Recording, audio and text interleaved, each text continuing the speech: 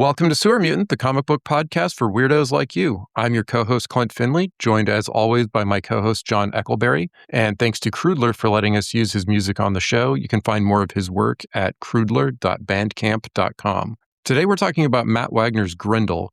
We'll start off with just a little bit about why Grendel is important. This is from a website that I really like called Suggested for Mature Readers. And it lists off some stuff that Grendel was either first or very early to do. Owning your own costume character a decade before the image mob. Creating a legacy character where the name and iconography survives, but the heart of the story is different. Gender swapping the lead character. Using different teams of artists for each story in a monthly comic. Creating a regular series of miniseries, collecting each arc and calling it a graphic novel, using full painted color in a monthly comic, working with other creators to build a universe around your comic. I might push back on the legacy characters thing, and then I would also add that a pretty early example of an American comic with an anime/manga influence to it. That's true, especially with the early Comico issues. Yeah. Yeah, I just we were reading Frank Miller's Ronin, which is good, but I was in the middle of reading it. I think I just read issue 3, and we had talked about Grendel before, and I don't know what possessed me, but I really do. I just got the itch, and I had to dive into it. I don't know why. I had always thought the design of the character was really neat, and when I was a kid, I even drew some little comics of my own with using that kind of style of the character, but I don't think I ever read really any, certainly not any of the early ones. And I was just interested in going back and seeing those, and it's a really neat progression because they're all very different. The original stuff is a little indie black and white thing, and then it becomes something else entirely. And then the books after that are very different, and in each arc has its own artistic thing to offer. Yeah, like we were saying at the top, the series has different artists for different story arcs. It starts off and it's Matt Wagner, but he starts bringing in other artists, and then we would see that quite a bit in Vertigo series later or other comics. But like that website pointed out, that was not a normal thing to do back then. If you switched artists sometimes, but you wouldn't necessarily, it was because the artist quit usually or got fired, not because you planned to have a story arc that ran a certain number of issues and had an artist specifically for that storyline that you wanted to do, and then a different artist for a different story. Yeah, it's a wild story. The sprawls, spans the centuries of story time, but today we're just going to stick to the humble beginnings. So what we read specifically was Comico Primer number 2, which is the first appearance of Grendel from 1982, and then the 3 issues black and white Comico series from 1983. So these are not reprinted in the Grendel omnibuses. But they were reprinted by Dark Horse in a volume called Grendel Archive, which I think is out of print, but you can find it online for, I want to say $30. So that's a lot cheaper than getting them, the originals, which I did. And it still set me back $200 or $300, even though I got some water damaged copies that were much, much cheaper than anything else I could find. So if you just want to read it, Grendel Archive is a good way to go. And then Grendel went on a break for a while Wagner focused on his other creator-owned series at Comico, that was Mage. And then Grendel returned as a backup series in Mage in 1985, and that was collected later as Devil by the Deed. The 1986 edition of Devil by the Deed has an introduction by Alan Moore, so that's worth seeking out. It's been recolored a few times. The one in the Grendel Omnibus is black and white and red, which, we talk about color and recoloring here a lot. But I think this really does a disservice to the original material, which was drawn to be in color, and subtracting all the color but red just doesn't seem right. And just a note to the listener as well. The current Dark Horse Masters edition of Devil by the Deed is entirely redrawn, and it's much expanded. It uses a lot of the original text, but it changes some of it and then adds a bunch of new text. I think all the illustrations are redone entirely. So I would recommend getting the Comico version, because that one you get the Alan Moore intro. It's magazine size, like European graphic album sized, which is kind of what all graphic novels, perfect bound comic books back then tended to be sized that way. And I paid $12, including shipping, on eBay for mine. So, it's not a bank breaker to get that version. Also mentioned the omnibuses, if you want to go that route, they are on Hoopla, which you might have free access to through your local library. So if you don't know about Hoopla, check that out. And it's on Global Comics, which offers a sort of like Netflix for comics type all-you-can-eat subscription. So, a lot of different ways you can find and enjoy this material. I, of course, like reading things in publication order if I can help it. And so I know that a lot of places online would probably suggest just reading Devil by the Deed first and skipping past the other stuff. But I thought it was important to read that Comico Primer issue, the first appearance, and then those 3 black and white issues. And I actually like those issues. Even though they were abandoned and not completed, I like them. They're a little bit cartoonier than a style I would normally like, but you could kind of see that anime influence there. And they do tell the same story, and I was happy to have that background going into reading A Devil by the Deed. And then I read them as backups in the Mage issues. I did pick up the collected edition like you did for the Alan Moore intro, and mine was also super cheap. So I mean, these are out there and they're super available. It's not hard to get this. There's a couple printings of it. There's one with kind of a magenta on the side. That's the first print, and then there's one that's teal. That's the second print. And as Klint said, I think it's a whole can of worms to open up the new version, the remastered version. I'm going to read that eventually, but that didn't come out till like 2023. That's like way down the list for me. And so I'm really just trying to read these things chronologically. And we did the first 20 issues of the ongoing series. So that's a lot of material to bite off. And there's a couple different story arcs in there we'll talk about. But I really enjoyed all of it that we've got through so far. And I'm really looking forward to the next half too. Yeah, I agree. I really liked these. And so I've read the whole Grendel saga, at least through the Comico issues before this time. So this is my second time going through the whole thing. And I think I liked it even better the second time. And I liked it the first time. Those 3 black and white issues, they go down real easy. They're better than they have any business being. Like they're like the artwork is just really simple. The story is really simple, but it's just really well done for what it is and easy to read. Just a pleasure. So yeah, like you mentioned, it's a little. I mean, Wagner's style has a little bit of a cartooniness to it even today, but his earliest work was definitely a lot more cartoony. And so you'll see that in these. I found a Comics Journal interview where he said he was influenced primarily on this by anime, Frank Miller, and Will Eisner. And I think you can see all of those influences pretty clearly in this stuff. I feel like I can also see some Von Bode, who is also a big influence on Sam Keith and James O'Barr. And a little bit later in his work, I think you can see some Harvey Kurtzman, who's also an influence on a lot of people. I noticed this time through that like Wagner and Keith actually have a pretty similar style, and especially in those earlier years. So I can see why Wagner chose Keith to ink him on Mage. And I can see why or how Keith got the Sandman job now. Because Wagner was doing some stuff at DC. He did a Demon miniseries. It was a spinoff from Alan Moore's Swamp Thing, really early on in the rise of the pre-Vertigo era, like proto-Vertigo stuff that was happening at DC at that time. So I can imagine that they reached out to Matt Wagner after that and asked him to do Sandman, and that he said no, go get Sam Keith instead. I haven't seen any story, any interview where Sam Keith or anyone else says that's how it happened, but it seems pretty believable that would be the way it went down. And then, of course, Sandman followed that same template that Grendel does of different artists for different story arcs and collecting the story arcs in trade paperbacks, which wasn't particularly common back then. Cerebus was doing it, but not that many people were doing it. Yeah, and this, as we mentioned, was presented originally in 9 parts, but when you see it presented together as a whole, it's really seamless. Well, yeah, Devil by the Deed, yeah. Yeah, it doesn't seem, it seems like it was meant to be one thing. It was just broken up to be published that way, but it's not like in a show or a comic where you're like hitting a cliffhanger every so many pages and then you go to the next issue. This is all just like one chunk.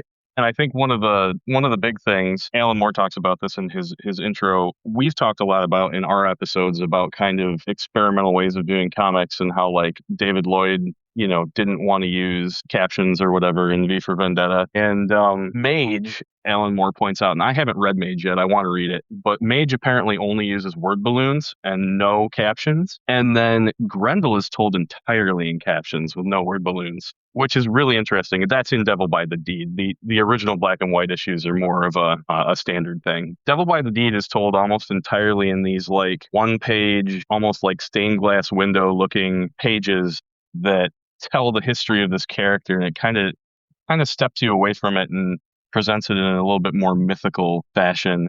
And I really agree with you that without these colors, I think this loses a lot. I get why they did it, because later on there are a bunch of later Hunter Rose issues that are black, white, and red, and that became a popular motif when using that version of Grendel. And so he wanted to kind of like bring everything into line. But I think this original version with these beautiful colors is just the way to go. So on the topic of captions versus dialogue, I have read the first few issues of Mage. He does still use word balloons to get a little bit of extra information that you can't get through dialogue. But yeah, it is like you said, the opposite of Devil by the Deed, which the text of it is presented as the text from a book, also called Devil by the Deed, written by one Christine Spar, who is the daughter of the original Grendel, Hunter Rose's adopted daughter. So she's the granddaughter of Grendel. And minor spoiler for a very old series, she becomes Grendel in the ongoing Color Grendel series that we'll probably talk about in the next episode. And that all gets set up in Devil by the Deeds. That's another interesting thing to like go back and reread it, as you can see how Christine is already thinking about Grendel and hinting at the idea of Grendel being something more than just one man. And then, of course, it becomes something much, much bigger later down the road. And we start to learn of Grendel as almost like a spirit that possesses people, or maybe something more abstract than that. I don't think it's really ever explained fully, which I think is good, that it remains sort of mysterious and abstract. Matt Wagner says in some of his writing about it that he feels like Grendel is about the nature of aggression. So, Grendel himself is kind of just an aggressive spirit that pushes people and possesses people. I like it a lot in the subsequent series, that, like you said, maybe we'll talk about those in a later issue. But each story really handles it in a very different way. And he's able to kind of push that in different directions. And at first, it's just kind of moving from character to character. But then, as you mentioned, it gets even bigger than that. It becomes kind of like a global malevolent force at some point. Yeah. It's cool. It's a cool world. And you could tell that he had a lot of ideas, springing even out of the original Gate. Like if you look at that, even just the early black and white issues, there's weird stuff going on in this world. Like there's a werewolf type character that everybody just is cool with. They just accept that he exists in this world, and you're like, what is this? And Argent is kind of a neat counterpoint to Grendel, because he resembles the Grendel of myth, but he's not Grendel. He's fighting Grendel. Our Grendel is a man, albeit a very smart one. But it's an interesting way to tell a story. There's a lot of little things in here, and there's a lot of hints like about the time period. The original Grendel's kind of contemporary to when it came out, but then as the story moves forward, we're going into the future, and so we get to see their idea of a future world, and then even further into the future in the later stories. Argent is interesting. It's part of what I think makes the story work, even though it seems so basic, of the crime fighter versus the villain, and it could have been really cheesy. But Wagner made some interesting decisions early on. For like, one of them is that the first issue of a black and white series, it starts with Hunter and Argent both injured on a roof, and Hunter takes his mask off and reveals his secret identity to Argent and starts telling his origin story. He's like literally and figuratively spilling his guts on this rooftop. So from the beginning that this is a finite story, that Hunter Rose's time is coming to an end at the very beginning, and he's just recounting his adventures to his arch nemesis. And then by making Grendel this like charming and handsome character with he kind of looks like a superhero. And then Argent looks like a monster. He's a giant wolf man who's violent and scary. And he's to the extent that there is a good guy at all in this, that would be Argent. But then it gets complicated further because Grendel is taking over the crime world and he's forcing out some of the less savory elements of it. In the first Comico Primer story, he kills someone who's trafficking minors, and they establish that he has like no tolerance for that type of thing as he's taking over the underworld of the entire east coast of the United States. So you can kind of see these like ways into just like these blurrings of good and evil. And that was something that Wagner had written later, was part of what he was trying to explore. So like the idea that the good and evil are virtually indistinguishable in the, as he put it, in the eternal cycle between light and dark. And I think those are some interesting decisions to make what could have otherwise been a pretty bland and cliche story kind of come to life a little bit. I also like the idea that Hunter is super smart, but they make a point of saying that wasn't really recognized by like the adults in his life. And so this is just what happens when somebody that's really smart is really bored. And Mm-hmm. so he's like, well, what do I do? What do I do with my talents and with my powers? And it's kind of interesting that this is what he decides to do, right? He decides to come up with a whole nother identity and get into the crime business and do all of this, which is heavily influenced by someone he meets when he's learning to fence. He becomes like a world-class fencer, and he meets this 14 woman years old. at Yeah. 14 years old, right? And he meets this woman that leads him down this path. Yeah, she's And 36 and he's 14. Yeah, that's something I'm curious about, because in Devil by the Deed, so this woman's name is Jocasta Rose, and then he never says what his real last name is, but he said he grew up as Eddie, Hunter Rose did. And then he changed his name to Hunter Rose in honor of this woman who changed his life. But in Devil by the Deed, Christine Spar writes that she was never able to find any evidence of Jocasta Rose ever existing. So it raises some questions about Hunter as a narrator, because everything we know is either told to Argent on that rooftop in the black and white stories, or it's Christine's research based off of Hunter's journals. So we don't know. Like, was she even real? Did he just make this up? Or did she maybe use a fake name? Did he use a fake name for her? So it creates some interesting bits of ambiguity. And it also leaves open the possibility that she was a Grendel before Hunter Rose. We say Hunter Rose is the original Grendel. And he describes in the black and white story, I think, even coming up with the mask and the name. But what we see of Grendel is that it spreads like a virus, like an idea virus that tends to seem to spread from reading his writing. That's how his adopted daughter Stacy turns on him, though she never is identified as a Grendel per se. Then her psychiatrist ends up marrying her and going mad and killing himself. It seems like he probably read the Hunter journals. And then Christine, of course, reads the journals and becomes Grendel. And then the character that follows her reads the journals as well. So I wonder, if it starts so the name Grendel maybe starts with Hunter, but does it go even further back before Hunter to Jocasta and, possibly, further back besides her? And I feel like that idea of spreading it continues too, because Christine publishes a mass version of this book about Grendel, and one of the police officers that is chasing him also publishes things about Hunter Rose, and shortly thereafter, it becomes more of a mass influence. And so I wonder if there's a connection there too, that all these people have read, about Hunter Rose, and that kind of infiltrates their. Yeah, it's cool stuff. Let's see. So getting back to Devil by the Deed, I love the art in this. Like you said, it looks like stained glass panels.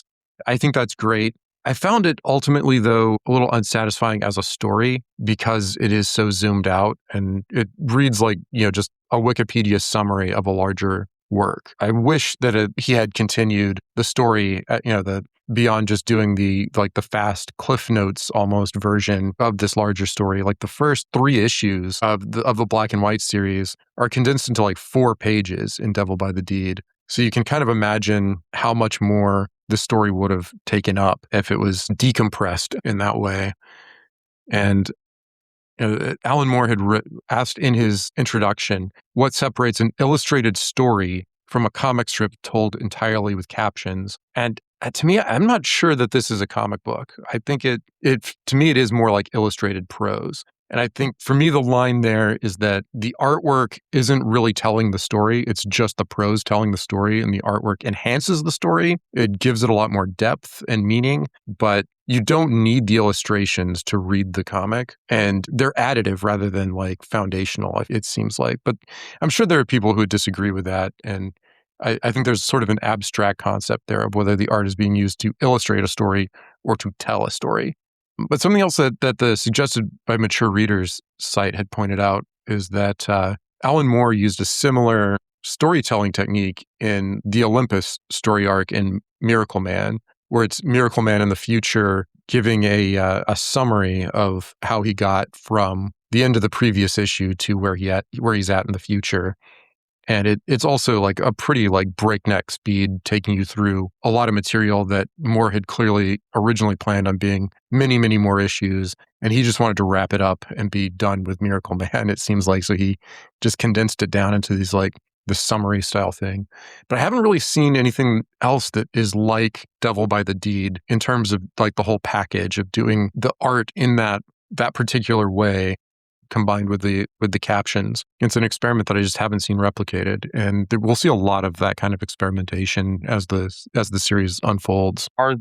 You might know this since you've already read through, but is the later Hunter Rose stuff more of a standard comic book format when they do the black, white, and red issues and they do the stuff? I assume the ones with Batman are more of a standard comic book issue.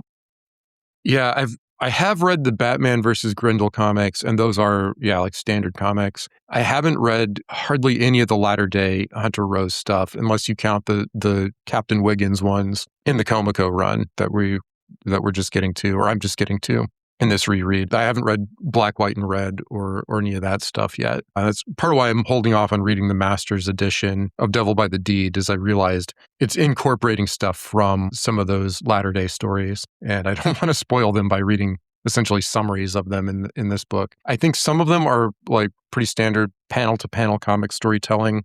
I think some of it is done as like additional excerpts from Devil by the Deed, but I'm not sure. The omnibus editions kind of break it up by character, and so they like have all the Hunter Rose stuff together and all the Christine Spar stuff together.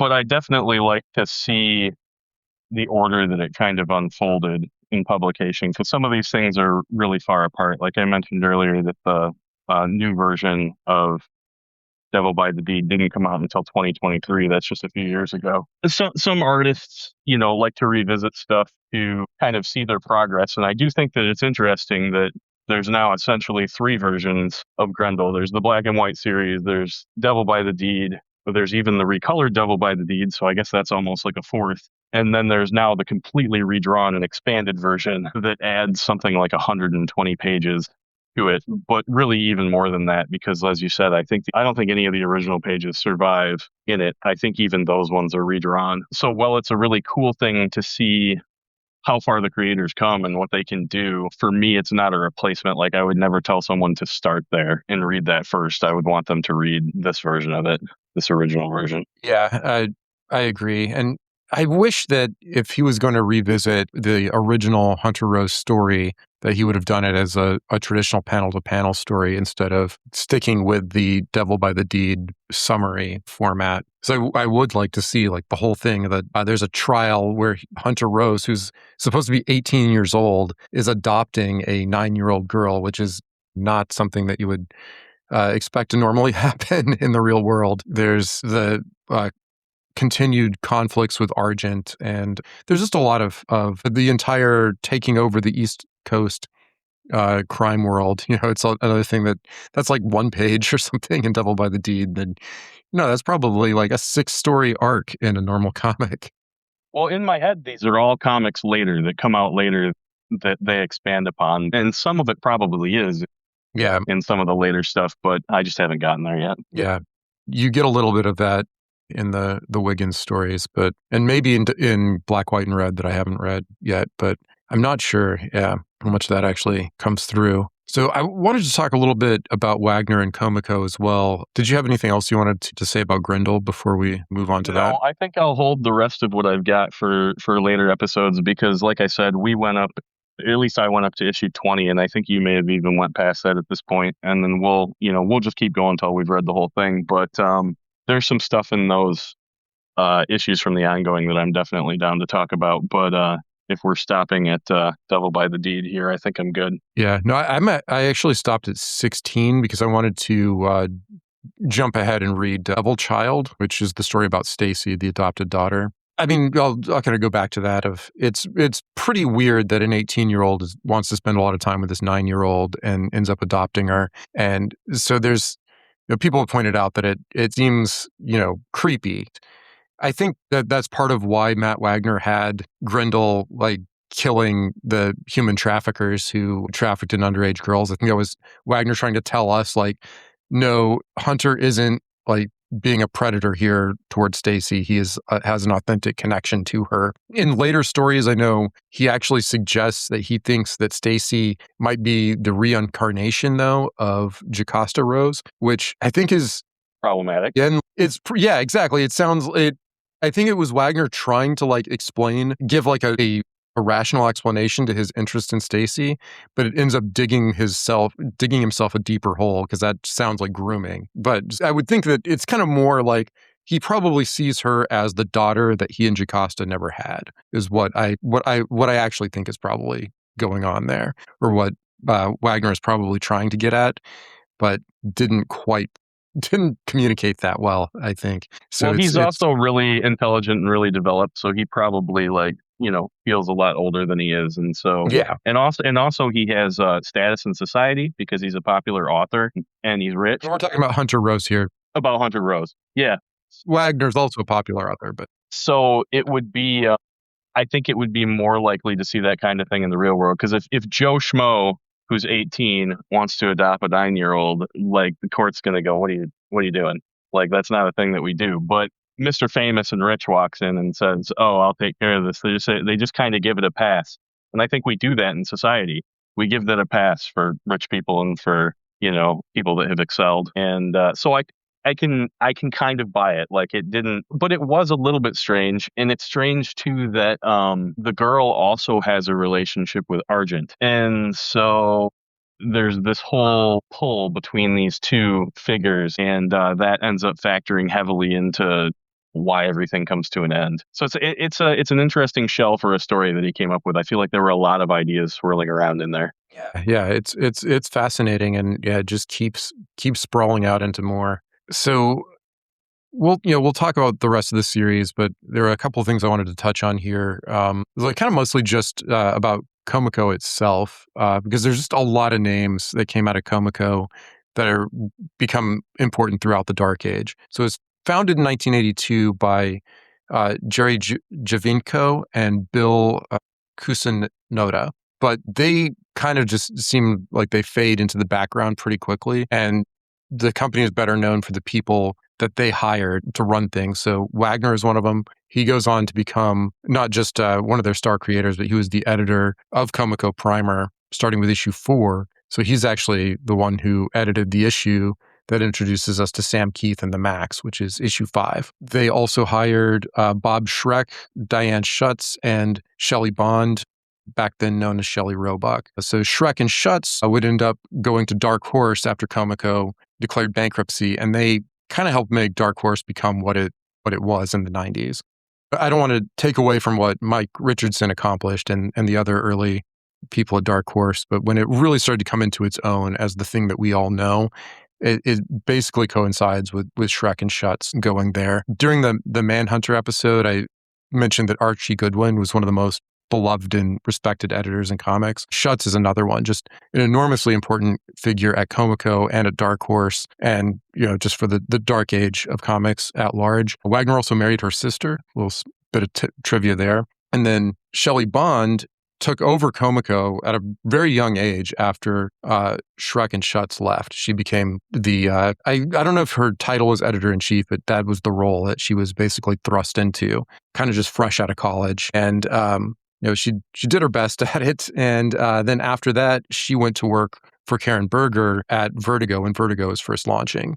And she ended up running Vertigo for a while um, after Berger departed DC. So in a way, Comico is a predecessor to both Vertigo and to Dark Horse. And then Shrek went on to found Oni Press and Legendary Comics. So there's, even though Comico's long gone now, it has this impressive legacy. And that's not even to mention a lot of the creators who were involved. In addition to Sam Keith and Matt Wagner, William Messner-Loebs, Chuck Dixon, Bill Willingham, even T. Siegel, Tim Sale. James Robinson was supposed to do some Grendel work there early in his career. Mike Allred and Siegel had a never completed project called Jaguar Stories that was supposed to be published by Comico in the Shelley Bond era. So you can see how a lot of that talent became the talent that at Dark Horse, Robinson and Wagner did Terminator stuff at Dark Horse pretty early on, and Allred and Siegel and Wagner all were involved in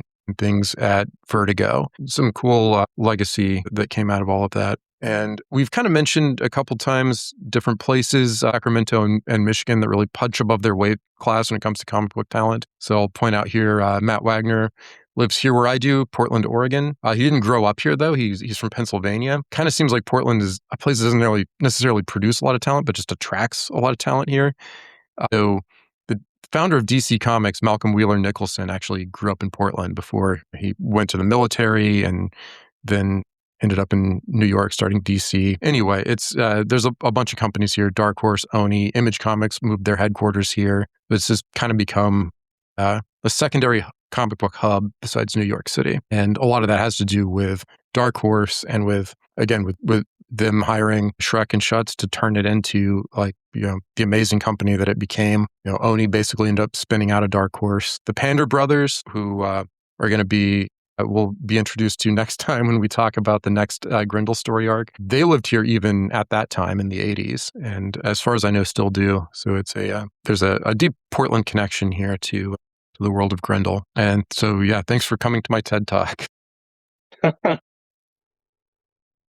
Well, anything else before we wrap up? Just to be continued. I feel like there's at least 3 more Grendel episodes in this at some point here, because we want to do the whole thing. We want to get all the way to the current stuff. I think the last stuff is from 2024. The first part of that, Devil's Crucible Defiance, came out in 24, and then there's supposed to be 2 more parts. Oh, okay. That have not yet been released, but I suppose that those will be forthcoming. And all the new stuff has art by Wagner and then has colors by his son, which I think is kind of cool. I don't know how far back you have to go for them to start working together, or how old his son is, but all the modern stuff is colored by him, and so that's cool that they get to work together. And most of the new stuff is spun out of that future storyline that we see in the later Comico issues and then in the Dark Horse stuff later on. Yeah. Awesome. Well, thanks for joining me again, and we'll see all of you next time when we will either be continuing with Grendel or maybe we'll switch things up and do Ronin. Tune in to find out.